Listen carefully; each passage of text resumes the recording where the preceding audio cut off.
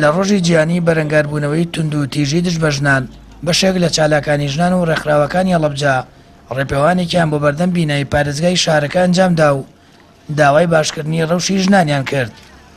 بەپێی ئامارەکانیش هەڵەبجە تا ئێستاکێکە لەو شارانەی هەرێم کە کەمترین ڕێژەی تونند و تیژی دژ بە ژنانی تێدا تۆمەر کراوە. بەڕێوەبەری نووسینگەی مافی مرۆڤی پارێزگاکەش دەڵێت کەمی ڕێژەی تونند و تیژی دژ بە ژنان لە هەڵەبجە مای دڵخۆشیە و دەبێت ڕێگە بە بەرزبوونەیە و ڕێژەیە نەدرێت.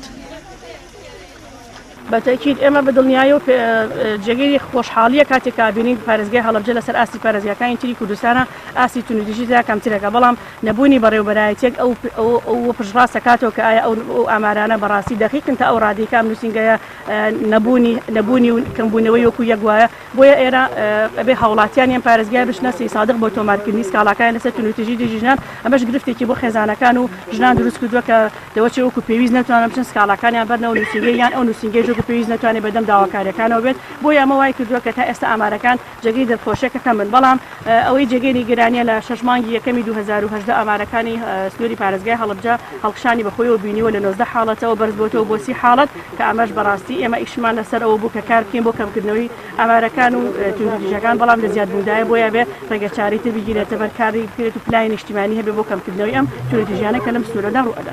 بەپێی ئامارەکانی نووسینگەی مافی مرۆڤی هەڵەبجە ساڵی ڕابردوو تەنها 19 حاڵەتی تونند و تیژی دژ بە ژنان لە پارێزگای هەڵەبجە تۆمەر کراوە، بەڵام بۆ ئەم ساڵ ژمارەی حاڵەتەکان زیادی کردووە. لە 6 مانگی سەرەتای 2018دا 30 حاڵەتی تونند و تیژیە بووە. هاوکات مامۆستایەکی ئاینیش دەڵێت خەڵکی هەڵەبجە زیاتر پابەندی شەریعەتی ئیسلامە. هۆکاری زیادبوونی حاڵەتەکانی تونند و تیژش بۆ ئەفلامی نادروست و خراپ بەکارهێنانی تەکنۆلۆژیا بە تایبەت مۆبایل و تۆڕە کۆمەڵایەتیەکان دەگەڕێنێتەوە. الحەمدولیا هەر لە مێژەوە خەڵکەکەی پابند بوون بە ڕێنماییەکانی شەرعەوە بە پیاوان و بە ئافرەتانەوە هەر کەسە و ئەرکی خۆی و سنووری خۆی پاراستووە و ئەرکی خۆی جێبەجێ کردووە.